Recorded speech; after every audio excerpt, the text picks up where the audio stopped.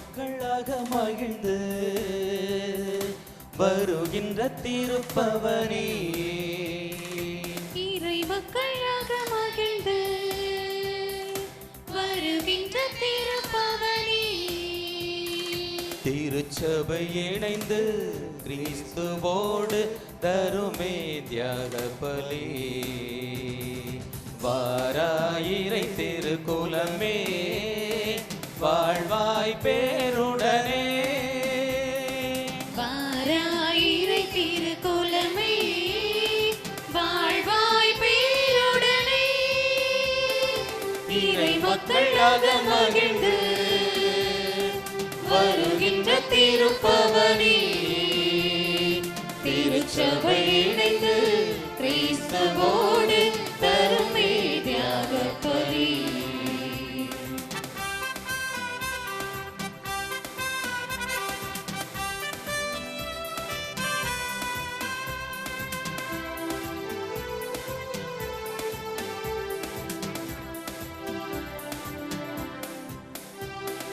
மலருடன் சேரும் யாவுமே மனம் பெற்று வாழ்தல் நீதியே, மலருடன் சேரும் யாவுமே மனம் பெற்று வாழ்தல் நீதியே, புவி வாழ்வை நாமும் தரவே இறை மாண்பை இன்றி பெறவே, விரைவாய் வருவோம் தேவன் அருள் பெறுவோம், இறைவன் நிழலில் வாழ்வின் பொருள் பெறுவோம்.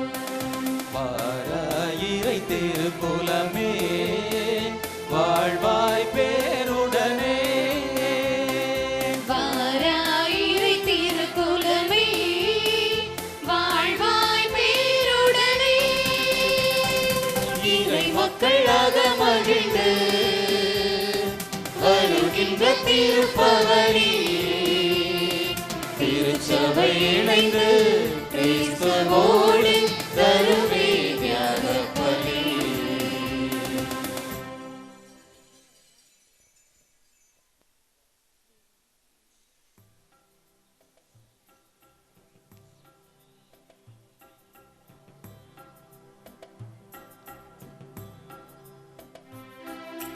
மங்கள ஆரத்தி எடுத்திங்கு அழைத்தோம் குருகுலமே வருக,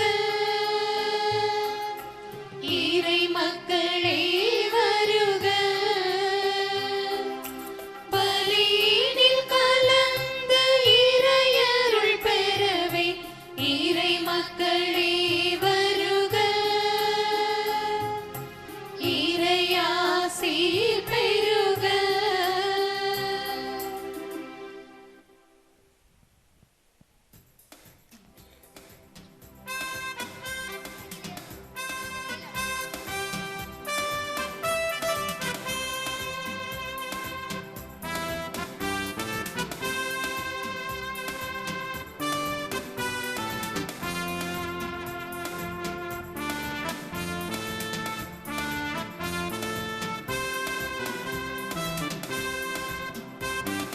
மகிழ்வுடன் பாடும் வேளையே மனங்களின் சோர்வை நீங்குமே, மகிழ்வுடன் பாடும் வேளையில் மனங்களின் சோர்வை நீக்குமே, திருவாழ்வை தேடி பெறுவோம், மறைவாழ்வின் நன்மை அடைவோம், பணிவாய் குலமாய் இயேசு பதம் இணைவோம், மறையின் வழியில் வேத ஒளி பெறுவோம்.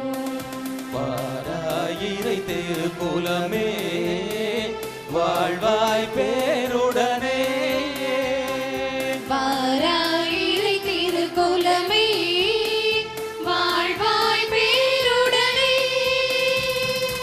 இறை மக்களாக மகிழ்ந்து வருகின்ற திருப்பவனே, திருச்சபை இணைந்து கிறிஸ்துவோடு தருமே தியாக பலி. வாராயிரை திருக்குலமே வாழ் வாழ்வாய் பேருடனே வாராயிரை திருக்குலமே வாழ்வாய் பேருடனே.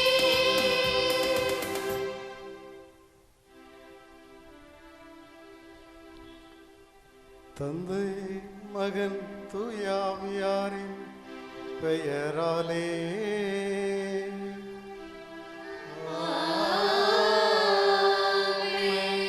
நம் ஆண்டவராகிய இயேசு கிறிஸ்துவின் அருளும் கடவுளின் அன்பும் தூயாவியானவரின் நட்புறவும் உங்கள் அனைவரோடும் இருப்பதாக.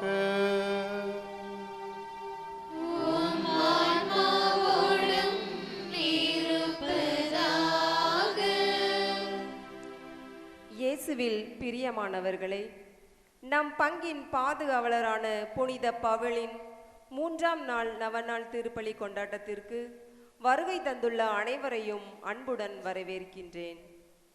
கிறிஸ்துவை ஆதாயமாக்கிக் கொள்ள அவரோடு என்றும் இணைந்திருக்க எல்லாவற்றையும் குப்பையாக கருதுகிறேன். நம் புனிதரின் ஆன்மீக தாகம் நம்மில் ஊற்றெடுக்க ஜெபிப்போம். இறைவனோடு இணைந்து வாழ அவரது வார்த்தைகளை பின்பற்றி நடக்க வேண்டும். அதுவே உண்மையான சீடத்துவ வாழ்வு என்பதனை கிறிஸ்து வாழ்ந்து காட்டினார். தன்னை பலியாக்கியதின் மூலம் தியாகமும் அர்ப்பணிப்பும் மனித வாழ்வின் ஓர் அங்கம் என்பதனை உணர்த்தினார். அத்தகைய தனது முன்மாதிரியை வைத்தே உண்மையான திராட்சை செடி நானே, கனிதரும் கொடிகளாக என்னுடன் இணைந்திருங்கள் என்று அறிவுறுத்தினார். அன்பு சகோதரமே, வாழ்வு அனுபவம் இறை அனுபவம் என்பதும் கடவுளோடு இணைந்திருத்தல் என்பதும் ஒன்றே. கிறிஸ்துவோடு ஒன்றித்திருக்கும் போது நமது ஆற்றல் புதுப்பிக்கப்படுகிறது என்பதனையே புனித பவுல் கொரிந்தியருக்கு எழுதிய 2ஆம் திருமுகத்தில் ஒருவர் கிறிஸ்துவோடு இணைந்திருக்கும் போது அவர் புதிதாக படைக்கப்பட்டிருக்கிறார் என்கிறார். நாம் அனைவரும் கொடியோடு இணைந்துள்ள கிளை போல கிறிஸ்துவோடு இணைந்து அவரையே அனைத்திற்கும் ஆதாரம் என்பதனை உணர்ந்து நிறைபலன் அளித்திட இறைவனின் அருள் வேண்டி இணைவோம் இத்திருப்பலியில். இயேசுவில் அன்பு நிறைந்தவர்களை, நம்முடைய பாதுகாவலர் புனித சின்னப்பருடைய 3வது நவநாளை இன்றைய நாளில் நாம் சிறப்பு செய்கிறோம். இன்றைய நாளில் திருப்பலியை தலைமையேற்று வழிநடத்தி நமக்காக ஜெபிக்க வந்திருக்கின்ற நமது அருளகம் கப்பூச்சின் சபை அருள் தந்தையர்கள் அத்துணை பேரையும் கரவுளை எழுப்பி வருக வருக என அன்போடு வரவேற்கின்றோம். அவர்களோடு இணைந்து இந்நாளில் நமக்காக ஜெபிக்க வந்திருக்கின்ற நம்முடைய மண்ணின் மைந்தர் அருள் தந்தை சகாய பவுல் அடிகளார் அவர்களையும் வருக வருக என அன்போடு நாம் வரவேற்கின்றோம். அன்பு நிறைந்தவர்களை, இன்றைய நாளில் இந்த திருவழிபாட்டை இன்னுமாக கலை நிகழ்வை நமக்காக வழங்க வந்திருக்கின்ற நமது கிளை கிராம இறைமக்கள் இளந்தைகுளம், மயிலபுரம், பாப்பாக்குடி, செபஸ்தியார்புரம் மற்றும் முக்குடல் கிராமங்களை சார்ந்த அத்துணை இறைமக்களையும் வருக வருக என அன்போடு நாம் வரவேற்கின்றோம். இன்றைய மாலை திருப்பலி கருத்துக்கள்: மிக்கேல் செல்வராஜ் அருள்மேரி குடும்ப நலனுக்காக, சகாயம் ஜெயம் குடும்ப நலனுக்காக, ரத்னசாமி புளோமினா மேரி குடும்ப நலனுக்காக, அந்தோணிராஜ் குணசீலி குடும்ப நலனுக்காக, அந்தோணி குமார் லீமா குடும்ப நலனுக்காக, விசுவாசம் லூர்து இந்திரா குடும்ப நலனுக்காக, தாளார்குளத்தை சார்ந்த அந்தோணி வியாகப்பன் கவிதா ஜெயராஜம் குடும்ப நலனுக்காக, அகரக்கட்டை சார்ந்த ஜெயசுதா ஆரோக்கியசாமி குடும்ப நலனுக்காக, ஆரோக்கியராஜ் பிளஸிடோரா குடும்ப நலனுக்காக, ஜேம்ஸ் கேமா அந்தோணி சேகர் குடும்ப நலனுக்காக, பவுல் அந்தோணி திரவியம் மிக்கேலம்மாள் குடும்ப நலனுக்காக, ஸ்டீவன் தம்புராஜ் ரஞ்சிதம் குடும்ப நலனுக்காக, சகாயம் மாதவி அமலா ஜென்சி குடும்ப நலனுக்காக, டென்சிங் விக்டோரியா குடும்ப நலனுக்காக, செபஸ்தியான் சவுல்ராணி குடும்ப நலனுக்காக, சூசை மாணிக்கம் மெர்சிலனா குடும்ப நலனுக்காக, சந்தமரியால் குடும்ப நலனுக்காக, ததேஸ் என்ற ஜஸ்டின் திரவியம் அமுதா குடும்ப நலனுக்காக, தமிழரசு பனிமலர் குடும்ப நலனுக்காக, கஸ்பார் தேவதாஸ் மரிய சூசை பாப்பு குடும்ப நலனுக்காக ஒப்பு கொடுக்கிறார்கள். மேலும் பிரான்சிஸ் சேவியர் ஆரோக்கிய செல்வி குடும்பத்திற்கு இறைவனது வரை செய்த அனைத்து திறமைகளுக்கு நன்றியாக, மகளுக்கு சுகம் பிரசவம் கிடைத்ததற்கு நன்றியாக, மகனுக்கு திருமண வரன் அமைந்ததற்கு நன்றியாக, திருமண எவ்வித தடைகள் இன்று நல்ல முறையில் நடைபெற, மகன் செய்யும் தொழில் முன்னேற்றம் அடைய, பேத்தி கிளாடி நித்திசாவை ஆண்டவர் நிரம்ப ஆசிர்வதிக்க வேண்டுகிறார்கள். ஸ்டீபன் அந்தோணி கில்லா குடும்பத்திற்கு இறைவனது வரை செய்த அனைத்து திறமைகளுக்கு கண்டியாக பிள்ளைகளுடைய கல்வியான வளர்ச்சிக்காக உள்ள சுகத்திற்காக நினைத்த காரியம் நிறைவேற குடும்பத்திற்கு தேவையான இறை ஆசிரியருக்காக ஜெபிக்கிறார்கள். அன்பு நிறைந்தவர்களே, இன்றைய நாளில் சிறப்பாக நம்முடைய சிங்கம்பாறையில் பணியாற்றக்கூடிய அருள் சகோதரி லூசியானா மேரியா அவர்கள் துறவர வாழ்வில் 60வது ஆண்டை நிறைவு செய்கிறார்கள். அவர்களுக்கு நமது கரவொலி எழுப்பி வாழ்த்துக்களையும் ஜெபங்களையும் அன்போடு தெரிவித்துக் கொள்கின்றோம். சிறப்பாக இந்நாளில் அருள் சகோதரி அவருடைய உடல் உள்ள சுகத்திற்காக இறை பணிக்காகவும் இந்த கல்வாரி வழியில் நாம் வேண்டுவோம். தூய மறை நிகழ்வுகளை கொண்டாட தடைகளாக இருக்கின்ற நமது பாவங்கள் குற்றங்களை நினைத்து பார்ப்போம். ஆண்டவரிடம் மன்னிப்பு வேண்டுவோம். எல்லா வல்ல இறைவனிடமும் சகோதர சகோதரிகளே, உங்களிடமும் நான் பாவியனை ஏற்றுக்கொள்கிறேன். ஏனெனில் என் சிந்தனையாலும் சொல்லாலும் செயலாலும் கடமைகள் தவறியதாலும் பாவங்கள் பல செய்தேன். என் பாவமே, என் பாவமே, என் பெரும் பாவமே. ஆகையால் எப்பொழுதும் கன்னியான புனித மரியாதையும் வானதூதர் புனிதர் அனைவரையும் சகோதர சகோதரிகளே உங்களையும் நம் இறைவனாகிய ஆண்டவரிடம் எனக்காக வேண்டிக் கொள்ள மன்றாடுகிறேன். எல்லா வல்ல இறைவன் நம் மீது இரக்கம் வைத்து நம்முடைய பாவங்களை எல்லாம் மன்னித்து நம்மை நித்திய வாழ்வுக்கு அழைத்து செல்வாராக. ஆமென்.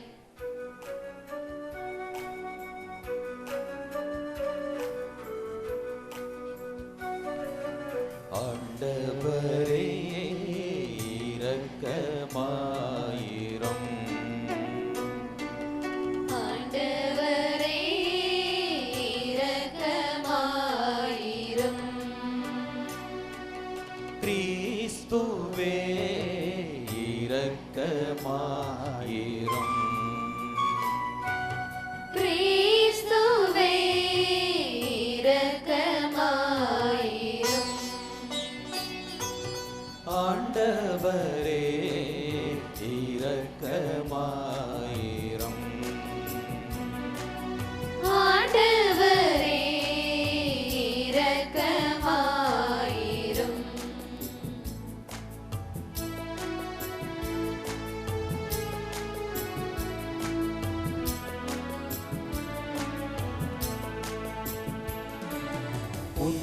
உன்னதங்களிலே கடவுளுக்கு மாட்சி உண்டாகுக.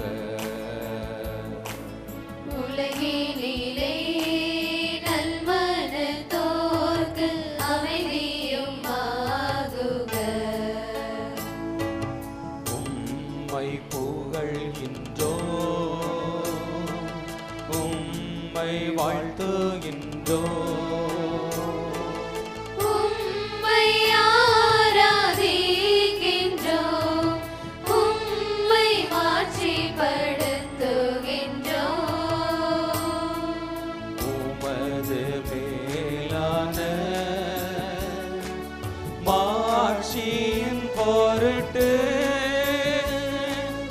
உமக்கு நன்றி கூறுகின்றோம். ஆண்டவராகிய இறைவா, வானுலக அரசரே, எல்லாம் வல்ல தந்தையாகிய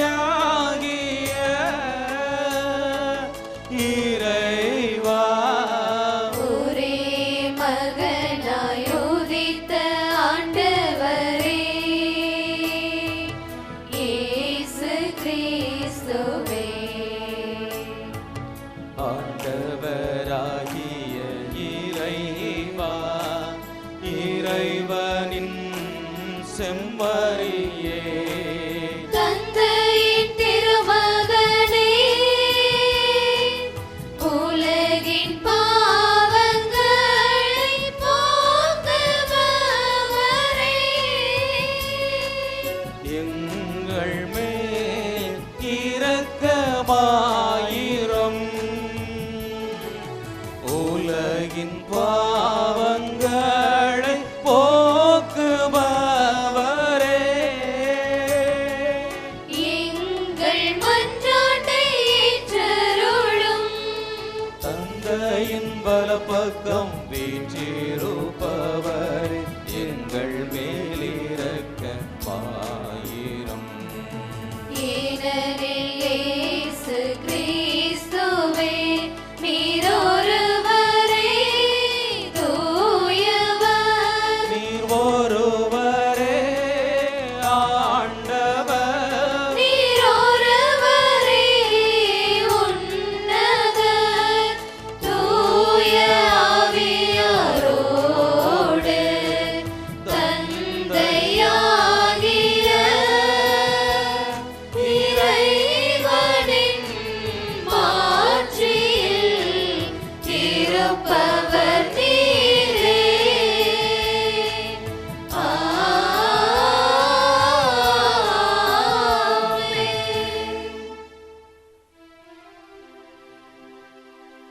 மன்றாடுவோமாக. இறைவா, திருத்துதரான புனித பவுலின் போதனையா உலகம் முழுமைக்கும் நீர் கற்பித்தீரே. அதனால் அவருடைய மனமாற்றத்தை கொண்டாடுகின்ற நாங்கள் அவருடைய எடுத்துக்காட்டை பின்பற்றி உலகில் உமது உண்மைக்கு சாட்சிகளாக திகழ அருள் புரிவீராக.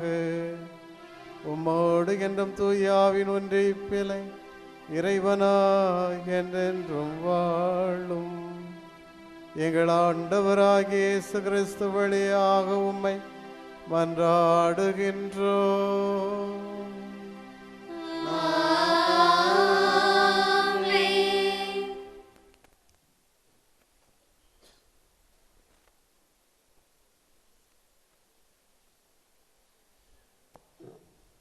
முதல் வாசக முன்னுரை. திராட்சை கொடி இஸ்ரேல் மக்களாகவும் அதனை நட்டவர் கடவுளாகவும் பார்க்கப்பட்டது. திராட்சை செடியை போல் கடவுளை நம்பாதவர்கள் எதிரிகளால் சூறையாடப்படுவர் என்று எச்சரிக்கை விடுக்கும் இறைவாக்கினர் யோவேலின் வார்த்தைகளுக்கு செவிமடுப்போம்.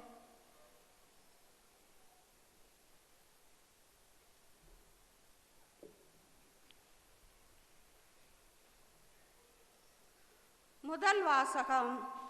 இறைவாக்கினர் யோவேல் நூலிலிருந்து வாசகம். அதிகாரம் 1, இறைவார்த்தைகள் 6 முதல் 12 முடிய. ஆற்றல் மிக்க எண்ணிக்கையில் அடங்காத வேற்றினம் ஒன்று என் நாட்டிற்கு எதிராய் எழும்பியிருக்கின்றது.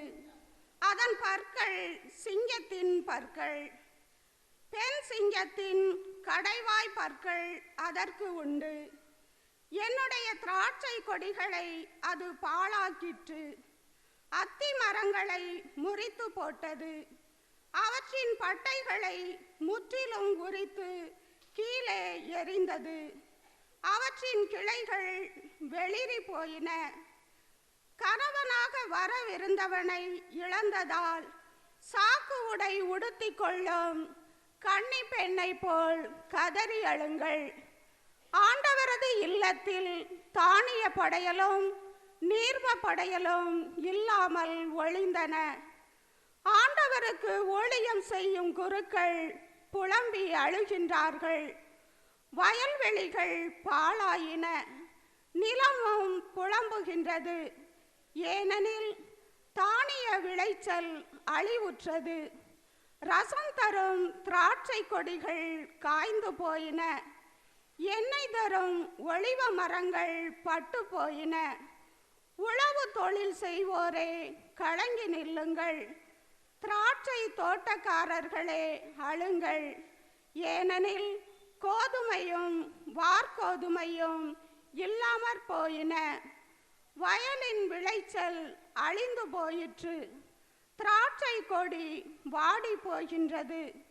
அத்தி மரம் உலர்ந்து போகின்றது. மாதுளை, பேரிந்து, பேரிலந்தை போன்ற வயல்வெளி மரங்கள் யாவும் வதங்குகின்றன. மகிழ்ச்சியும் மனிதர்களை விட்டு மறைந்து போகின்றது. ஆண்டவரின் அருள்வாக்கு. இறைவனுக்கு நன்றி.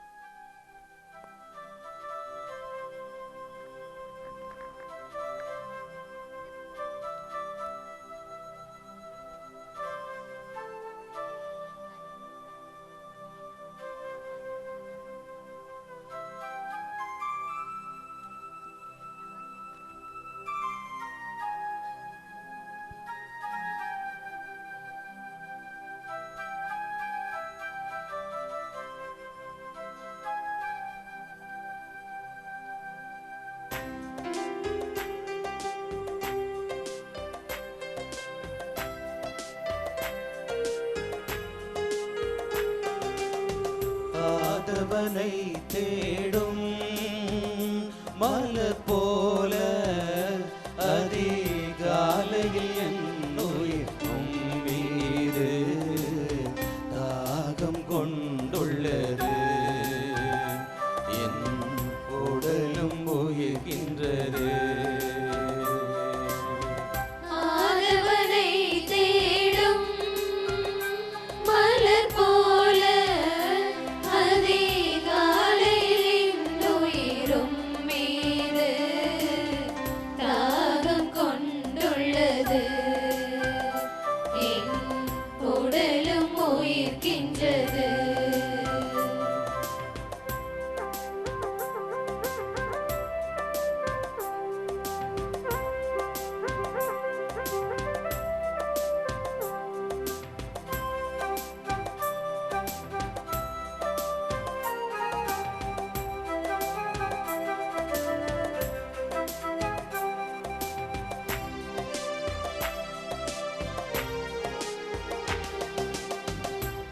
வழியும் என் பாதையும் கரம் பிடித்து வழி நடப்பே. என் வழியும் என் பாதையும் கரம் பிடித்து வழி நடப்பே. இறகையின் நிழலில் நெகிழ்ந்து மகிழ்வே. உறுதியாய் பிடித்தே உறவில் நிமிர்ந்தே. இறுதி வரை நீ உடன் வந்தாய். உடன் வந்தாய். ஆதவரை தேடும் மலர் போல அதிகாலையில் உயிரும் மீது தாகம் கொண்டுள்ளது. என் உடலும் உயிர்க்கின்றது.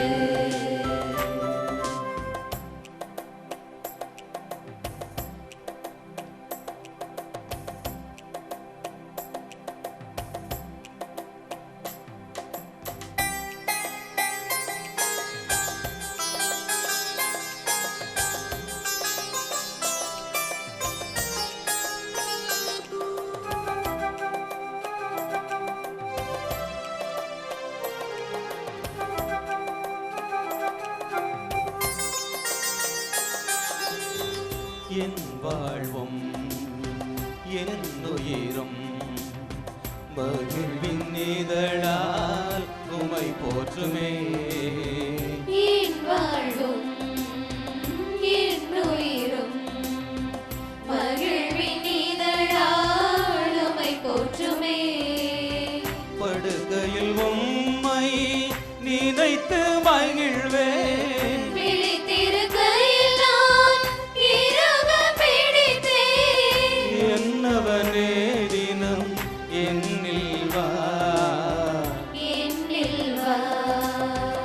ஆதவனை தேடும் மலர் போல அதிகாலையில் உயிர் மீது தாகம் கொண்டுள்ளது. என் உடலும் உயிர்க்கின்றது. ஆதவரை தேடும் மலர் போல அதிகாலையில் என் உயிரும் மீது தாகம் கொண்டுள்ளது. என் உடலும் உயிர்க்கின்றது.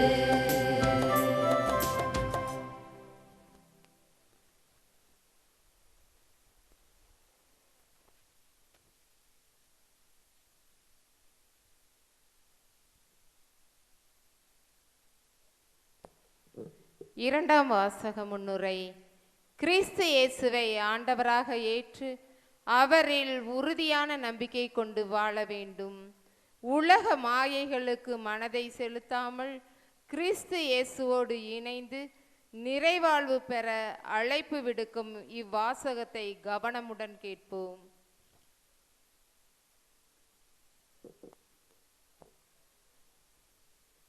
கொலோசையருக்கு எழுதிய திருமுகத்திலிருந்து வாசகம். அதிகாரம் 2, இறை வார்த்தைகள் 6 முதல் 10 முடிய. கொலோசையருக்கு எழுதிய திருமுகத்திலிருந்து வாசகம். அதிகாரம் 2, இறை வார்த்தைகள் 6 முதல் 10 முடிய. கிறிஸ்து இயேசுவை ஆண்டவராக ஏற்றுக்கொண்டீர்கள். அவரோடு இணைந்து வாழுங்கள். அவரில் வேரூன்றியவர்களாகவும் அவர் மீது கட்டி எழுப்பப்பட்டவர்களாகவும் இருங்கள். நீங்கள் கற்றுக்கொண்ட விசுவாசத்தில் உறுதியாக நில்லுங்கள். நன்றி மிக்கவர்களாக திகழுங்கள். போலி மெய்யியலாலும் வீணான ஏமாற்று பேச்சாலும் உங்களை யாரும் கவர்ந்து கொள்ள விடாதீர்கள். அவை கிறிஸ்துவை அல்ல, மனித மரபுகளையும் உலகின் பஞ்சபூதங்களையும் சார்ந்தவை. அவற்றை குறித்து கவனமாயிருங்கள். இறைத்தன்மையின் முழு நிறைவும் உடலுறவில் கிறிஸ்துவுக்குள் குடிகொண்டிருக்கிறது. அவரோடு இணைந்திருப்பதால் நீங்களும் நிறைவு பெறுகிறீர்கள். ஆட்சியாளர் அதிகாரம் கொண்டோர் அனைவரும் அவருடைய கட்டுப்பாட்டுக்குள் உள்ளனர். இது ஆண்டவர் வழங்கும் அருள்வாக்கு. இறைவனுக்கு நன்றி.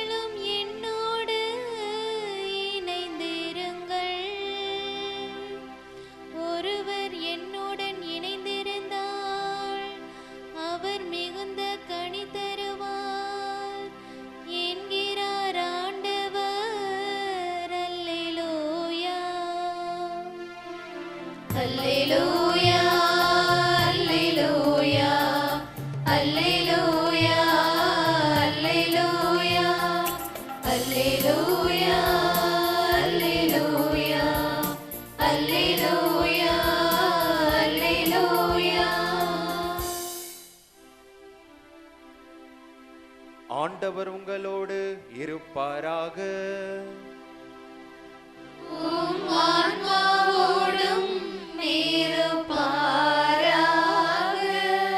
யோவான் எழுதிய தூய நற்செய்தியிலிருந்து வாசகம். ஆண்டவரே, மாட்சி உமக்கே.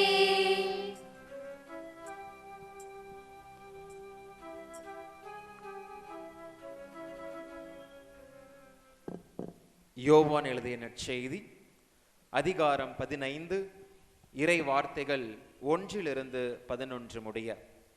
யோவான் எழுதிய நற்செய்தி அதிகாரம் 15 இறை வார்த்தைகள் 1-11 முடிய. உண்மையான திராட்சை செடி நானே, என் தந்தையே அது நட்டு வளர்ப்பவர். என்னிடம் உள்ள கனி கொடாத கொடிகள் அனைத்தையும் அவர் தரித்து விடுவார். கனி தரும் அனைத்து கொடிகளையும் மிகுந்த கனி தருமாறு கழித்து விடுவார். நான் சொன்ன வார்த்தைகளால் நீங்கள் ஏற்கனவே தூய்மையாய் இருக்கிறீர்கள். நான் உங்களோடு இணைந்திருப்பது போல நீங்களும் என்னோடு இணைந்திருங்கள். கொடி திராட்சை செடியோடு இணைந்திருந்தாலன்றி தானாக தனி தர இயலாது. அதுபோல நீங்களும் என்னோடு இணைந்திருந்தாலன்றி கனித்தர இயலாது. நானே திராட்சை செடி, நீங்கள் அதன் கொடிகள். ஒருவர் என்னுடனும் நான் அவருடனும் இணைந்திருந்தால் அவர் மிகுந்த கனி தருவார். என்னை விட்டு பிரிந்து உங்களால் எதுவும் செய்ய இயலாது. என்னோடு இணைந்து இராதவர் கொடியைப் போல தரித்து எறியப்பட்டு உலர்ந்து போவார். அக்கொடிகள் கூட்டி சேர்க்கப்பட்டு நெருப்பிலிட்டு எரிக்கப்படும். நீங்கள் என்னுள்ளும் என் வார்த்தைகள் உங்களுள்ளும் நிலைத்திருந்தால் நீங்கள் விரும்பி கேட்டதெல்லாம் நடக்கும். நீங்கள் மிகுந்த கனிதந்து என் சீடராய் இருப்பதே என் தந்தைக்கு மாட்சி அளிக்கிறது. என் தந்தை என் மீது அன்பு கொண்டுள்ளது போல நானும் உங்கள் மீது அன்பு கொண்டுள்ளேன். என் அன்பில் நிலைத்திருங்கள். நான் என் தந்தையின் கட்டளைகளை கடைப்பிடித்து அவரது அன்பில் நிலைத்திருப்பது போல நீங்களும் என் கட்டளைகளை கடைப்பிடித்தால் என் அன்பில் நிலைத்திருப்பீர்கள். என் மகிழ்ச்சி உங்களுள் இருக்கவும் உங்கள் மகிழ்ச்சி நிறைவு பெறவுமே இவற்றை உங்களிடம் சொன்னேன். ஆண்டவரின் அருள்வாக்கு. கிறிஸ்துவே உமக்கு புகழ்.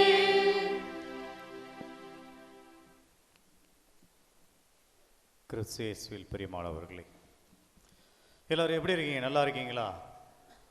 சந்தோஷமா இருக்கீங்களா? இன்றைய வாசகம் மிக மிக முக்கியமான வாசகம்.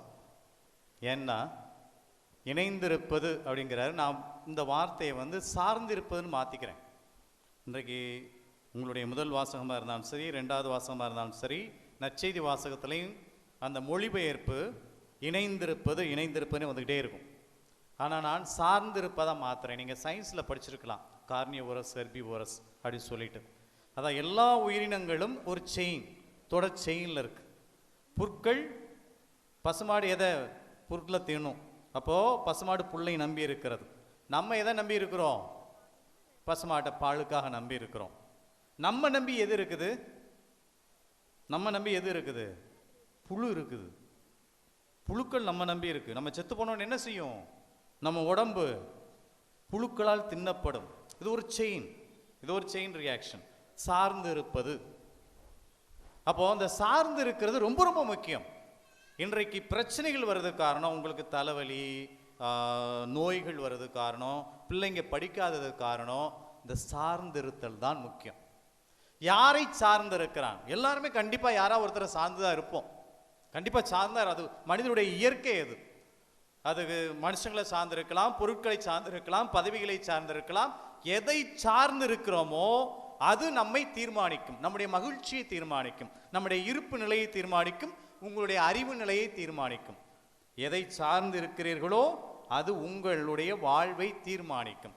அதனால உங்களுக்கு ஏதாவது பிரச்சனைனா டாக்டர்கிட்ட போறதுக்கு முன்னாடி உங்க சார்பை செக் பண்ணீங்கன்னா கரெக்டா முடிஞ்சு போகும். நீங்க உங்க வாழ்க்கையை சரி பண்ணிக்கலாம். அது எப்படி சாமி அப்படின்னு பார்க்கலாம். இப்ப கணவன் மனைவி இருக்கிறாங்க வச்சுக்கோங்களேன். கணவன் யாரை சார்ந்து இருக்க வேண்டும்? மனைவியை சார்ந்து இருக்க வேண்டும். எல்லா வாயும் மனைவி தான் சொல்லுது. மனைவி யாரை சார்ந்து இருக்க வேண்டும்? கணவனை சார்ந்து இருக்க வேண்டும். முட்டாள்தனமானது, தப்பானது. கணவன் மனைவியை சார்ந்திருந்தால் பிரச்சனை வரும், மனைவி கணவனை சார்ந்திருந்தால் பிரச்சனை வரும். இந்த சார்பு இணைந்திருப்பு தான் மிகப்பெரிய பிரச்சனை. இப்ப என்ன சார்ந்திருக்காம வேற யார சாமி சார்ந்து இருக்கிறது இல்லையா? அதுதான் மிகப்பெரிய கேள்வியா இருக்கு. யார சாமி சார்ந்து இருக்கிறது? வேற மாதிரி நினைக்காதீங்க. நம்முடைய கடவுள் வித்தியாசமா பேசுறார். இந்த சார்பு என்பது தேவை என்பது ரெண்டு வித்தியாசப்படுத்தி பேசுவார். கொஞ்சம் புரிஞ்சுக்கிட்டானா அது தெரியும். நம்ம இயேசு பயாலஜி படிச்சவர் மாதிரி ஈஸியா அதை கொண்டு போறார். திராட்சை செடி அதன் கொடிகள் அப்படின்னு கொண்டு போவார். இந்த சார்பு இப்போ ஏறக்குறைய ஒரு வாரத்துக்கு முன்னாடி பத்திரிகையில பார்த்தேன். 30% குழந்தைகளுக்கு ஹை ப்ரெஷர் இருக்கான். பிளட் ப்ரெஷர் ஹையா இருக்குதான். ஏன் கீழே படிக்கும்போது அவன் பூரா எதை சார்ந்திருக்கிறான்? எதை சார்ந்திருக்கிறான்? செல்போனை சார்ந்திருக்கிறான். செல்போனை சார்ந்திருக்கிறதுனால அவனுக்கு என்ன ஆயிடுது? ப்ரெஷர் கூடி போகுது. ஏன்? செல்போன் அவனை வேற உலகத்துக்கு ஃபாஸ்டா ஸ்பீடா ஒரு இமேஜின் பண்ண முடியாத உலகத்துக்கு தூக்கிட்டு போயிருது. அப்போ அவன் மனித உலகத்திலிருந்து பிரிந்து அந்த செல்போனை சார்ந்திருப்பான். அவன் ப்ரெஷர் கூடி போகுது. எங்கள் கோயிலுக்கு முன்னாடி ஒரு 2-3 வருஷத்துக்கு முன்னாடி இந்த சின்ன இளைஞர்கள்லாம் சேர்ந்து இந்த ஃப்ரீ ஃபயர் கேம் விளையாடிட்டு இருந்தாங்க. அட்ரா புட்ரா அட்ரா புட்ரா அட்ரா புட்டம் கத்தி கிடப்பாங்க. திடீர்னு ஒருத்தன் மயக்கம் போட்டு விழுந்துட்டான். தூக்கிட்டு போனால் ஹை ப்ரெஷர். ஏன்? செல்போன்ல அந்த கேம். அவன் அதை சார்ந்து இருப்பதனால், அதுவாக மாறி விடுவதனால் மனிதன் தன் இயல்பை விடுத்து அவனால் தாங்க முடியல. அவன் ப்ரெஷர், ஹார்ட் பீட்டு அவனுக்கு தாங்க முடியல. அதனால அந்த மாதிரி ஆகி போகுது. அதுபோல நான் வந்தேன். கணவன் மனைவியை சார்ந்திருக்க கூடாது, மனைவி கணவனை சார்ந்திருக்க கூடாது, பிள்ளைகள் பேரண்ட்ஸை சார்ந்திருக்க கூடாதுன்னு சொல்லி. அப்ப யாரை சார்ந்திருக்க வேண்டும்? நம்முடைய சார்பு கடவுள் சொல்வது அவரை சார்ந்திருக்க வேண்டும். யாரை சார்ந்திருக்கணும்? முதலாக முக்கியமாக கடவுளை சார்ந்திருந்தால் இந்த பிரச்சனை வராது. இப்ப நான் ஒரு ஸ்கூல்ல ஹெச்எம்மா இருக்கிறேன். அங்க அப்போ கேட்பாங்க, ஃபாதர் நீங்க தானே ஸ்கூல் ஹெச்எம், சூப்பரா இருக்கு ஃபாதர் அப்படிம்பாங்க. நான் தெளிவா இருப்பேன். இது என்னுடைய பள்ளிக்கூடம் அல்ல. என்னுடைய பள்ளிக்கூடம் சொல்லிட்டாலே, நான் தான் ஹெச்எம் சொல்லிட்டாலே எனக்கு இருமாப்பு தலைக்கணம் வந்துவிடும். இது என்னுடைய பள்ளிக்கூடம் அல்ல. நான் சாமியார். நான் யாரை சார்ந்திருக்க வேண்டும்? கடவுளை சார்ந்திருக்க வேண்டும். இது கடவுளுடைய பள்ளிக்கூடம். அவனுடைய பள்ளிக்கூடத்தில் நான் வேலை பார்க்கிறேன், நானும் ஒரு தொழிலாளி தான் அப்படின்னு இருந்தேன்னா நான் இந்த ப்ரெஷர்ல மாட்டேன். ஏதாவது பசங்க பிரச்சனை பண்ணாலோ, டீச்சர் பிரச்சனை பண்ணாலோ எனக்கு ப்ரெஷர் எகுறாது. பார்த்துக்கடா கடவுளே, உன்னுடைய பள்ளிக்கூடம் நீ பார்த்துக்கோ, எனக்கு என்ன பிரச்சனை. இப்போ உங்கள் பங்கு சாமியார் வச்சுக்கோமே, இந்த பங்கு வந்துட்டார், இது என்னுடைய பங்கு, என்னுடைய பங்கு மக்கள் அப்படின்னு உங்களை சார்ந்திருந்தால் நீங்கள் பண்ணுற ஒவ்வொரு பிரச்சனையும் அவர் பிரஷரை தூக்கி விட்டுரும். என்னடா பங்கு, என்னடா மக்கள், என்ன புரியாமல் பேசுகிறாங்க. இதுதான் பல பேர் மாட்டிக்கிறோம். அது சாமியாராக இருந்தாலும் சரி, குடும்பத்தில் இருந்தாலும் சரி. அப்போ இது என்னுடைய பங்கு, என்னுடைய மக்கள் என்று சொல்வதற்கு உரிமை கிடையாது. நான் கடவுளுடைய மனிதன், நான் கடவுளோடு இணைந்திருப்பவன். எனக்கு இந்த வேலையை கொடுத்துருக்காங்க, பணி செய்ய வந்திருக்கிறேன், அவ்வளவுதான். எங்க இருந்தாலும் சரி எனக்கு ஒண்ணுதான், எந்த பங்குல இருந்தாலும் சரி எனக்கு ஒண்ணுதான். ஆனா என்னுடைய பணி எனக்கு அர்ப்பணிச்சிருக்க, இது கடவுளுடைய பங்கு அப்படின்னு அந்த ஒரு சார்புத்தன்மையை நாங்கள் கடவுள் மீது வைத்திருந்தால் எங்களுக்கு பிரஷர் வராது, சுகர் வராது, பிரஷர் எகுறாது. ஆனால் ஈவன் கணவன் மனைவிக்கு வருவோமே, இப்ப கணவன் மனைவி இருக்கிறீங்க, யாருமே பெர்ஃபெக்ட் கிடையாது, யாருமே முழுமையாக வளர்ச்சி அடைஞ்சவங்க கிடையாது. அப்ப கணவன் மனைவியை சார்ந்து இருக்கும் பொழுது மனைவி ஏதாவது பிரச்சனை பண்ணிட்டானா கணவனுக்கு உடனே பயங்கரமான கோபம், அகங்காரம். இன்னைக்கு மிகப்பெரிய பிரச்சனை நமக்கு கோபம், அகங்காரம் தான். ஏன் கோபம் வருதுன்னு தெரிய மாட்டேங்குது. காரணம் நம்முடைய சார்புத்தன்மை. நம்முடைய கணவனை சார்ந்திருப்பான், அவன் செய்கிற பிரச்சனை பூரா நம்மளை எகிரும், கோபத்தை உண்டு பண்ணும். மனைவியை சார்ந்து போனால் பூரா எகுரும், கோபத்தை உண்டு பண்ணும். மாறாக இயேசு சொல்வது போல நாம் அவரை சார்ந்திருந்தோம் என்றால் இந்த பிரச்சனை வராது, சாந்தமாக இருப்போம். நீங்கள் சின்னப்பரை எடுத்துக்கங்களேன், பவுலடியார், உங்களுடைய புனிதர் பவுலடியார் தொடக்கத்தில் எதை சார்ந்திருந்தார்? யூத மதத்தையும், நான் தான் யூத மதத்தை காப்பாற்ற போறேன், நான் யூத மதத்தை காப்பாற்ற போறேன்னு சொல்லிட்டு என்ன பண்றாரு? கிறிஸ்தவர்களை கொன்று ஒழித்தார். பித்து பிடிச்சு போய் கிடந்தான் மனுஷன், கிறுக்கு பிடிச்சு போய் அலைஞ்சு தெரிஞ்சான். அந்த ஆணவம் அகங்காரத்துல நான் யூத மதத்தை காப்பாற்றுவேன், யார் கிறிஸ்தவங்க இவங்களை கொல்லுன்னு சொல்லிட்டு. ஆனால் கிறிஸ்துவை என்று சார்ந்தாரோ, என்று அவரில் இணைந்தாரோ, அன்றிலிருந்து தன் உயிரை கொடுக்க முற்படுகிறார். கல்லறிய வாங்குறார், அவர் முதுகு ஊரம் காயம் வாங்கிக்கிறார். எப்பொழுது கிறிஸ்துவை சார்ந்திருந்தாரோ அப்பொழுது அவருடைய லைஃப் ஸ்டைலே மாறி போச்சு. உயிரை கொடுக்க முற்படுகிறார், மக்களுக்காக தன்னை உழைக்க வருகிறார். புரியுதா? அப்போ நம்முடைய சார்பு. ஒரு அம்மா வந்துச்சு, சாமி என் புள்ள பயங்கர சேட்டை சாமி, பயங்கர சேட்டை, அவனை கண்ட்ரோல் பண்ணவே முடியல, குரங்கு மாதிரி இங்க இருக்கிற அங்க தரான், அங்க தவற அங்க தாங்கிறான், எப்பா தூங்குறதுக்குள்ள நான் படுற பாடு இருக்கேன். நான் ஒரு வாரம் கழிச்சு பார்க்குறேன் அந்த அம்மாவை, அவ்வளவு நகையை போட்டு வர்றேன், அவ்வளவு நகையை போட்டோம். என்ன இவ்வளவு நகை? அவங்க அம்மா கொடுத்தது ஃபாதர். அப்போ அவளுடைய சார்பு எதை சார்ந்திருக்கிறது? நகையை, பொருளை சார்ந்திருப்பதனால் புள்ளை எப்படி இருக்கும்? அது வேற ஏதாவது ஒன்று சார்ந்திருக்கும். அதே பெண் கடவுளை சார்ந்திருந்தால், பொருட்கள் மீது பற்று வைக்காமல் இருந்திருந்தால், சாராமல் இருந்திருந்தால், அவன் அழகாக அவனுடைய கொள்கைகளும் சரி படிப்பும் சரி நல்லா இருப்பாங்க. நீங்க கடவுளை சார்ந்து பாருங்கள். உங்க புள்ள பிரச்சனை விடதான், உங்க கணவன் பிரச்சனையா, மனைவி பிரச்சனையா, அவங்கள திட்டாதீங்க, உங்க சார்பை நோக்கி பாருங்கள். நீங்கள் முழுமையாக கடவுளை சார்ந்திருந்தால் நீங்க ஜெயிக்கலாம். கடவுளை சார்ந்திருப்பது என்பது கோயிலுக்கு வருவதோ, பைபிளை படிப்பதோ, ஜபங்களை சொல்வதோ, ஜபமாலை சொல்வதோ மட்டுமல்ல. ரொம்ப பேர் நினைச்சுக்கிறோம், நான் கடவுளை சார்ந்தவன் சாமி, டெய்லி கோயிலுக்கு வர்றேன், டெய்லி ஜபமாலை சொல்றேன், டெய்லி பிரேயர் சொல்றேன், எல்லாம் வர்றேன். கிடையாது. நம்ம கடவுளை என்ன செஞ்சிடறோம்? தேவைக்காக பயன்படுத்த முற்படுகிறோம். சார்ந்திருப்பது என்பது வேறு, தேவை என்பது வேறு. சார்ந்திருக்கும் பொழுது, ஒன்றை நான் சார்ந்திருக்கும் பொழுது அதுவாக நான் மாறுகிறேன். இப்ப நீங்க கடவுளை சார்ந்திருக்குன்னு வச்சுக்கீங்களேன், இயேசுவை சார்ந்திருக்குன்னு வச்சுக்கீங்களேன், நீங்க இயேசுவாக மாறிடுவீங்க. அப்ப உங்களுடைய பேச்சும் சரி, உங்களுடைய நடவடிக்கைகளும் கனிவுள்ளதாக, அன்புள்ளதாக மாறிவிடும். ஆனா இயேசுவை தேவைன்னு வந்துட்டு நம்ம என்ன பண்றோம்? கடவுளை எனக்கு ஒரே பிரச்சனை, என் புள்ள பிரச்சனை, என் பொண்டாடி பிரச்சனை, கடன் பிரச்சனை, பொருள் பிரச்சனை, அந்த பிரச்சனை ஒன்னு சொல்லி போயிடுச்சு. இந்த பிரச்சனைகளை தேவைக்காக அவர் பயன்படுத்துகிறோம். இன்றைக்கு ஏறக்குறைய 99% மக்கள் கடவுளை தேவைக்காக பயன்படுத்துகிறார்கள், அவரை சார்ந்து அல்ல. இப்போ ஒருத்தன் துப்பாக்கியை சுட்டு தூக்கிட்டு வரான்னு வச்சுக்கோங்க, உங்களெல்லாம் சுட போறேன்னு வச்சுக்கோங்க, நான் கடவுளுக்காக நான் நிற்பேன்னு சொல்லி யார் நிற்பா? கடவுளை சார்ந்தவன் நிற்பான். இல்லைன்னா எல்லா பேரும் எங்கிட்டாவது வழி இருக்கான்னு சொல்லி ஓடியே போயிடுவான், எல்லா இடத்துலையும் ஓடியே போயிடுவான், யாருமே இங்கே இருக்க மாட்டான். அப்போ கடவுளை சார்ந்திருப்பது என்பது வேறு, தேவைக்காக கடவுளை பயன்படுத்துவது என்பது வேறு. இப்போ நீங்கள் கொஞ்சம் யோசிச்சு பாருங்க, நீங்கள் கடவுளை சார்ந்திருக்கிறீர்களா, இயேசுவை சார்ந்திருக்கிறீர்களா, அல்லது இயேசுவை தேவைக்காக வழிபட்டு மன்றாடுகின்றீர்களா? புரிஞ்சுக்கிட்டீங்களா? அப்போ சார்ந்திருக்கும் பொழுது நாம் அவர்களாக மாறிவிடுகிறோம்.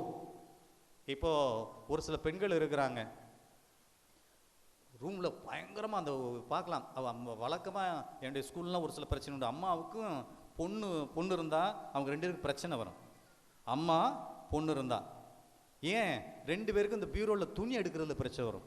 யாருடைய துணியை எங்கே வைக்கிறது? அம்மா 2 பீரோவில் வச்சுருப்பா, அம்மா ஒரு பெரிய புள்ள ஒரு பீரோவில் வச்சுப்பா. அங்கே பயங்கர சண்டை வந்துட்டு இருக்கும். மேக்கப்புக்கு சண்டை வரும், இந்த துணி வச்சிருக்கிறது சண்டை வரும். காரணம் என்ன? அம்மா துணியை புடவையை சார்ந்திருந்தால் பிள்ளையும் அதே நிலையில் அந்த துணியை சார்ந்திருக்கும். 2 பேருக்கும் சண்டை நாரி போகும். அவள் எங்கே வேணாலும் ஒரு திருவிழாவுக்கு வந்துட்டு போயிட்டா போதும், ஒரு புது புடவை பார்த்துட்டா போதும், கண்டிப்பாக அடுத்த நாளே அடுத்த மாதத்துக்குள்ளே வாங்கி ஆகணும், கண்டிப்பாக வாங்கி ஆகணும். அப்போ அவளுடைய சார்பு எங்கே இருக்கிறது? அந்த புடவை மீது இருக்கிறது. பலருக்கு நகை மீது இருக்கிறது சார்பு. ஆண்களுக்கு எங்கே மீது இருக்கிறது? தண்ணி அடிக்கிறது மீது இருக்கிறது. தண்ணி அடிக்க அவங்களால இருக்க முடியாது. கல்யாணமாக இருந்தாலும் சரி, கன்றாவியாக இருந்தாலும் சரி, தண்ணி அடித்தா தான் அவங்க நிலையாக இருக்க முடியும். காரணம் அவருடைய சார்பு அதில் இருக்கிறது. அதை சார்ந்துட்டார், அதை விட்டு வெளியே வர முடியல. அது ஆண்களும் பெண்களும் ஏதோ ஒன்றில் சார்ந்து நிற்கிறோம். ஒன்று ஐடியாலஜிக்கலாக இருக்கலாம், அல்லது பொருட்களாக இருக்கலாம், அல்லது மனிதர்களாக இருக்கலாம். பொருட்கள் மீதும் மனிதர்கள் மீதும் நாம் சார்ந்திருக்கும் பொழுது துன்பத்தை தான் அடைவோம். ப்ரெஷர் தான் வரும், சுகர் தான் வரும். கடவுளை சார்ந்திருந்தால் இவை அனைத்தும் வராது, நம் பக்கத்தில் கூட வராது. நாம் கனிவுள்ள மனிதர்களாக, அன்புள்ள மனிதர்களாக மாறுவோம். இன்றைக்கு எல்லா இடத்துலையும் பதவி பிரச்சனை இருக்குது, சண்டை பிரச்சனை. காரணம், பலர் பதவிக்கு வந்துட்டாலே போதும், அந்த பதவியை சார்ந்தோம், அந்த பதவியிலே இருக்கணும். அதுக்காக என்ன வேணாலும் செய்வான், எதை வேணாலும் செய்வான், யார் வேணாலும் பழி கொடுப்பான், எவனை வேணாலும் கொல்லுவான். அதான் அரசியல்வாதிகள் செய்வது, அதான் பெரிய பெரிய இடத்துல இருந்து செய்வது. அது திருச்சபையிலும் இருக்கிறது. அந்த பதவிக்காக எவ்வளவு போட்டிகள். அப்பதான் ஜாதியை சேர்க்கிறது, ஒன்னது சேர்க்கிறது. ஏன் ஜாதி வருது? இந்த கிறுக்கு பையில பதவியில் இருக்காக தான் ஜாதி வருது. அவனை சேர்த்துக்குவான், இந்த கூட்டத்தை சேர்த்துக்கிட்டு நானும் மேலே வரணும். ஏன்? அவன் எதை சார்ந்திருக்கிறான்? கடவுளை அல்ல, அவன் பதவியை சார்ந்திருக்கான். பதவி இல்லாட்டா ஒருத்தருக்கு உயிரோட இருக்க முடியாது, செத்து போயிடுவாங்க சீக்கிரம். அப்படித்தான் இருக்கிறாங்க. அப்போ நாம் எதை சார்ந்திருக்கிறோமோ அது நம்மை கிறுக்கு பிடிச்சதை மாற்றும். அதே நேரத்தில் கிறிஸ்துவை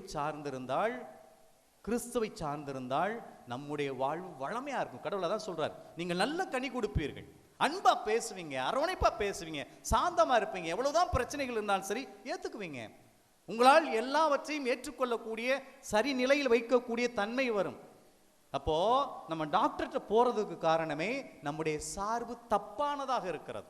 மனிதர்கள் மீது நம்பி இருக்கிறோம். மனிதர்கள் தேவை, கணவன் தேவை, மனைவி தேவை, பிள்ளைகள் தேவை, சார்பு அல்ல, இணைதல் அல்ல. வாழணும், சேர்ந்து வாழணும். ஆனால் அவர்கள் தான் என் வாழ்வு, என் கணவன் இல்லாட்டி நான் வாழவே முடியாது. மிகப்பெரிய பொய், மிகப்பெரிய பொய். என் மனைவி இல்லைன்னா நான் வாழவே முடியாது, கடைஞ்செடுத்த பொய். இதெல்லாம் மிக கொடுமையான பொய்கள். போல பத்திரிகையெல்லாம் பார்த்துருப்போம், கணவன் மனைவி இறந்த உடனே கணவன் இறந்து விட்டார் தாங்காத துயரத்தால். அது தப்பு. ஒவ்வொரு மனிதனும் தனித்துவத்தோடு படைக்கப்பட்டிருக்கிறான். நீங்கள் கடவுளோடு சார்ந்து பாருங்கள், அப்பொழுது குடும்ப வாழ்க்கை வித்தியாசமா இருக்கும். எல்லாரையும் மதிப்பீங்க, அன்போடு வாழ்வீங்க. இந்த மாதிரி நாய் மாதிரி கடிச்சுக்கிட்டு இருக்க மாட்டோம். நான் வழக்கமாக சொல்லுவேன், பிரச்சனையில் வருவாங்க, கவுன்சிலிங் வருவாங்க, ஃபாதர் மனுஷனோட வாழ முடியலை, உட்கார்ந்து பேசுங்கம்மா. நீங்கள் ஒன்று ஃபாதர், உட்கார்ந்து பேசுனா அடுத்த நிமிஷமே டைவர்ஸ் தான் வரும். உட்கார்ந்து பேசக்கூட கணவன் மனைவினால் முடியலை, ஒரு 10 நிமிஷம் உட்கார்ந்து தனியாக பேசினா சண்டை வந்துடுது. அப்புறம் என்ன மண்ணாங்கட்டி சார்பு? கொஞ்சம் யோசிச்சு பாருங்களேன். அப்புறம் என்ன மண்ணாங்கட்டி குடும்பம்? இன்று குடும்பங்களாக வாழ்வது கிடையாது. குடும்பத்தில் எத்தனை பேர் வந்து ஒரு அரை மணி நேரம் 3/4 மணி நேரம் என் கணவன்கிட்ட மனசு விட்டு பேசுவோம் சாமி. நீங்கள் கடவுளை சார்ந்திருந்தால் சண்டை வராது. நீங்கள் கணவன் மனைவி அந்த எனக்கு சார்பு அப்படின்னா, நீங்கள் கணவன் போறாரு, யாரோ ஒரு பொம்பளை பார்த்து சிரிச்சிருச்சு, என்னையும் ஏன் சிரிச்சிச்சு? எப்படி சிரிக்க முடியும்? நீங்கள் மனிதர்களாக இருந்தால், அவரை சார்ந்திருந்தால். அதே நேரத்தில் மனைவி போறா, யாரோ ஒரு ஃப்ரெண்டு ஆம்பளை பார்த்து சிரிச்சிட்டான், உடனே என்ன வரும்? யாரையும் சந்தேக புத்தி வந்துடும். அப்போ இந்த பிரச்சனைக்கு காரணமே சார்பு தான். புரியுதா? ஈவன் நோய்கள் வருவதற்கு காரணமே சார்பு தான். நோய்கள் வருவதற்கு, பிரஷர் எகிறதுக்கு காரணமே சார்பு தான். ஏன்னா மனுஷங்க குறைபாடு உள்ளவங்க, தப்பு பண்ணக்கூடியவங்க. நான் முழுமையாக நம்புகிறேன். ஒரு சில கல்யாணம் பண்ணிட்டு வருங்க, என் கணவன் தான் ஃபாதர், எல்லாமே அவர் எனக்கு போய் என்னை காட்டி கொடுக்க மாட்டேன், எல்லாமே அவர் தான் சொல்லும். கிறுக்கி, என்ன கனவு? எல்லாமே அவர் தான். உமக்கு எல்லாமே யாராக இருக்க வேண்டும்? குறைபாடு உள்ள மனிதன் எப்படி எல்லாமே இருக்க முடியும்? கொஞ்சம் யோசிச்சு பாருங்களேன். மனுஷன் ஏற்கனவே குறைபாடு உள்ளவன், அவன் எப்படி எல்லாமாவே இருக்க முடியும்? எல்லாத்தையும் கொடுக்க முடியும்? கொடுக்க முடியாது. அவன் என்ன பெரிய தெய்வமா? தெய்வத்தால் மட்டும்தான் எல்லாத்தையும் கொடுக்க முடியும். அதான் முழுமை உள்ளது. முழுமையற்றது எதுவுமே எதையும் முழுமையாக கொடுக்க முடியாது. அன்பா இருந்தாலும் சரி, பாசமா இருந்தாலும் சரி, அரவணைப்பா இருந்தாலும் சரி, முழுமையாக கொடுக்க முடியாதுங்க. அதை புரிஞ்சுக்கணும். தப்பா நம்ம யோசிக்க கூடாது. அது தப்பா யோசிக்கிறதுனால பிரச்சனை வருது, குடும்பத்தில் பிரச்சனை வருது, எல்லாத்துலயும் பிரச்சனை வருது, குழப்பங்கள் வருது. எந்த மனிதனும் முழுமையானவன் கிடையாது, குறைபாடு உள்ளவன். குறைபாடு உள்ளவனை முழுமையாக சார்ந்திருந்தால் நம்ம தான் பிரச்சனை. நிறைவுள்ள கடவுளை சார்ந்திருந்தால் பிரச்சனைகளுக்கு தீர்வு கிடைக்கும். அப்போ கொஞ்சம் தயவு செய்து கடவுளை பயன்படுத்த முற்படாதீர்கள். ஜோசியக்கார மாதிரியும் அல்லது குடுகுடுப்பக்கார மாதிரி கடவுளை பயன்படுத்தாதீங்க, வேண்டாதீங்க. கடவுளை நான் உன்னை சார்ந்திருக்கிறேன், பவுலடியார் சொன்னது போல நான் உன்னை சார்ந்திருக்கிறேன், உனக்காக எதனாலும் எங்க வேணாலும் போவேன், எதை வேணாலும் செய்வேன். அப்படியே தலைகீழா வாழ்க்கையை மாறும். புரியுதா? ஜபங்கள் செய்வதை விட ஜபமா நம்ம மாறணும், அவ்வளவுதான். நம்ம வார்த்தைகள் அவ்வளவு கனிவுள்ளதா இருக்கும். இப்போ ஒரு சிலர்லாம் இந்த வயசானவங்க பேசுற வார்த்தையை பார்த்தீங்கன்னா தடித்த வார்த்தைகள், என்ன கெட்ட வார்த்தை, என்ன வார்த்தைகள், கோபம், அகங்காரத்தில் அப்படியே தூக்கி எரிஞ்சிடுறாங்க. காரணம், அவர்கள் சார்ந்திருப்பது பணத்தையோ பொருளையோ, அவ்வளவுதான். யாரையுமே எடுத்தறிஞ்சு பேசிடுறாங்க. இன்னைக்கு சின்ன பசங்கிட்ட பேசி பாருங்க, குண்டக்க மண்டக்க பேசுறான். அவன் என்ன பேசுறான்னு தெரிய மாட்டேங்குது. அவ்வளவு தூரம் அவன் அகங்காரத்திலையும் கோபத்திலையும் பேசுறான். ஒருபடியா உட்கார முடியாது, கோயில கூட உட்கார மாட்டான். காரணம் என்ன? அவன் சார்ந்திருப்பது எது? கடவுளை அல்ல. கடவுளை சார்ந்திருந்தால் எந்த இடத்துல மரியாதை கொடுக்குமோ அந்த இடத்துல மரியாதை கொடுப்பான். யாரை மதிக்கணுமோ அந்த இடத்துல மதிப்பு கொடுப்பான். அன்பா இருப்பான், படிப்பான். அவனுக்கு ஒண்ணுமே தேவை கிடையாது. அவனை யாருமே கைட் பண்ண தேவையில்லை. அப்போ ஒரு தாயும் தந்தையும் கடவுளை சார்ந்திருந்தால், இயேசுவை சார்ந்திருந்தால், பிள்ளைகளும் இயேசுவை சார்ந்திருந்தால் அந்த குடும்பம் தான் சொர்க்கம். அந்த குடும்பம் தான் சொர்க்கம். அங்கதான் பிரச்சனை இருக்காது, நோய் இருக்காது. புரிஞ்சதுங்களா? புரியுதா புரியலையா? அப்ப நம்முடைய கடவுள் சொல்வது போல அவர்தான் திராட்சை கொடி, நாம் கிளைகள். ஒன்றோடு ஒன்று இணைந்திருக்க வேண்டும், சார்ந்திருக்க வேண்டும். நம்முடைய சார்பு மனிதர்கள் மேல் வைக்கக்கூடாது, பொருட்கள் மீது வைக்கக்கூடாது, பதவி மீது வைக்கக்கூடாது. என்கிட்ட அந்த ஸ்கூலை கட்டிட்டு இருக்கும்போது நான் கொஞ்சம் ஹெல்ப் பண்ணுறேன். நான் பிரின்சிபல் தான். அப்போ சொல்லுவாங்க, ஃபாதர் பெரிய ஸ்கூலை கட்டி முடிச்சிட்டீங்க ஃபாதர், உங்கள் பேர் சொல்லும் ஃபாதர். இதுதான் சோதனை. பேய்கள் எப்படி எந்த ரூபத்தில் வருது பாருங்க. நீங்கள் நல்லா செஞ்சிட்டீங்க ஃபாதர், நீங்கள் தான் ஃபாதர் சிறந்த பங்குச்சாமியார். இதெல்லாம் பேய் சொல்லக்கூடியது. இதுக்கு மயங்கி ஆச்சுன்னா போதும், நம்மளை லூசு பிடிக்க வச்சிடும். நான் தான் ஸ்கூலை கட்டினேன், உங்கள் பேர் விளங்க போகுது. ஏன் பேருக்காக வந்தது? நான் இந்த பேருக்காக வரல, கடவுளுக்காக வந்தேன், அவ்வளவுதான். கடவுள் சொல்வதை படிப்பேன், கடவுளுக்காக செய்கிறேன் என்ற மனநிலை இருந்தேன்னா நான் தப்பிச்சுக்குவேன். ஒருத்தன் இப்படி புகழ்வான், அடுத்தவன் என்ன பள்ளிக்கூடம் என்ன வச்சு நடத்துறாங்க அப்படின்னு எனக்கு உடனே என்ன ஆயிரும், கோபம் வந்துடும், பயங்கரமாக எரிச்சல் வரும். இப்போ பிரசங்கம் வச்சுட்டு வச்சுங்க, நான் யாரை சார்ந்து பிரசங்கம் வைக்கிறேன்? மைக்கை சார்ந்து இல்லையா? இந்த மைக்கு மட்டும் ஊன்னு கத்துச்சுன்னு வச்சுக்கோங்க, உன்னை என்ன வைப்பேன், இங்கே பார்த்து முறப்பேன். என்னடா மைக் வச்சுருக்கேன், இப்படியா மைக் வைக்கிறது? ஒரு மைக் வைக்க தெரியாதா? நான் மைக்கை சார்ந்திருந்தால், அதே நேரத்தில் எனக்கு மைக்கு தேவை. வேலை பார்க்காட்டினா நான் முன்னாடி கத்தி பேச பார்ப்பேன், அதை அட்ஜஸ்ட் பண்ணுவேன், ஓரளவு புரிஞ்சுக்குவேன். அப்போ மைக்கை சார்ந்து இருந்தால் எனக்கு கோபம் வரும், அகங்காரம் வரும், எனக்கு பயங்கரமான டென்ஷன் வரும் அந்த மைக்கு வேலை செய்யாத பொழுது. ஆனால் மைக்கு தேவைதான், பல நேரங்களில் வேலை செய்யாது. அப்படின்னு புரிஞ்சுக்கிட்டு இதை சார்ந்து இல்லாமல் நான் ப்ரிப்பேர் பண்ணிட்டு வந்திருந்தேன்னா நான் ஜெயிச்சிருவேன். இப்போ நீங்கள் பிரசங்கம் கேட்டுட்டு இருக்கீங்க, மக்கள் எல்லாம் நல்லா கேட்கணும், காது கொடுத்து கேட்கணும், யாரும் தூங்கக்கூடாது, யாரும் பறக்க பார்க்கக்கூடாது நான் நினச்சேன்னா நான் தான் முட்டா. கடவுளுடைய வார்த்தையை போதிக்கிறேன், கேட்குறான், கேட்காண்டா போகிறான், கடவுளே அதை ஒன்றுடைய ஒன்று மேலே பழிய போட்டேன், பாரத்தை போட்டேன்னு வந்தேன்னா நான் தப்பிச்சேன், நான் தப்பிப்பேன், எனக்கு டென்ஷன் வராது. நீங்கள் கேட்காம அங்கிட்டு திரும்பிக்கிட்டாலும் சரி, இங்கிட்டு பேசினா அங்கிட்டு பேசினா எனக்கு பிரச்சனையே வராது. புரியுதா? அப்போ என்னுடைய சிந்தனை, என்னுடைய சார்பு எதை நோக்கி இருக்கிறதோ அப்படித்தான் நான் மாறுவேன், அப்படிதான் நான் இருப்பேன். டென்ஷனும் ப்ரெஷரும் வர்றது காரணம் என்னுடைய சார்பை வச்சு தான் வருது, என்னுடைய சார்பை வச்சு தான் வருது. எனக்கு தேவைன்னா இருக்கு, இல்லைன்னா போகுது, அவ்வளோதான். எனக்கு கணவன் தேவை, மனைவி தேவை, ஓகே, பட் நான் கடவுளை சார்ந்து இருப்பேன், தேவையானது செய்வேன், அவ்வளோதான். அப்போ புரிந்து கொள்ளுங்கள். கொஞ்சம் குழப்பலாம், குழம்புதா உங்களுக்கு? மனிதர்கள் தேவை, கணவன் தேவை, மனைவி தேவை, பிள்ளைகள் தேவை. ஆனால் அவர்களை சார்ந்து வாழ்வீர்களா? யாரை மட்டும்தான் சார்ந்து வாழ வேண்டும்? கடவுளை மட்டும்தான் சார்ந்து வாழணும்னா ஜெயிச்சிருவீங்க. உங்களை நோய்கள் ஒன்றும் பண்ணாது, நீங்கள் தைரியமாக இருப்பீங்க, எதையும் ஃபேஸ் பண்ணுவீங்க. அவ்வளவு சேலஞ்ச் வந்தாலும் சரி வாழ்க்கையை எதிர்த்து நிற்பீங்க. பொருட்கள் மீது ஆசை வைக்க மாட்டீங்க, பணத்தின் மீது அவ்வளோ ஆசைக்க மாட்டீங்க. பணத்தை பயன்படுத்துவீங்க, ஆனால் அவ்வளோ ஆசை வராது. காரணம், கடவுளை சார்ந்திருந்தாள். கடவுளை சார்ந்திருந்தாள். நல்ல வார்த்தைகளை பேசுவீங்க, அழகான வார்த்தைகளை பேசுவீங்க, அன்பா பேசுவீங்க, கனிவா பேசுவீங்க. உங்கள்ட்ட எல்லா மக்களும் அப்படியே கொண்டு கூடி வருவாங்க. அதுதாங்க வாழ்க்கை. அப்போதான் அதுதான் சார்பு. அப்படி சார்ந்து வாழுங்கள். நல்ல கனிவுள்ள மக்களாக, அன்புள்ள மக்களாக வாழ இறைவனே உங்களை ஆசீர்வதிக்கட்டும். ஆமென். அனைவரும் எழுந்து இந்த மன்றாட்டுக்களை இறைவனிடத்தில் சமர்ப்பிப்போம்.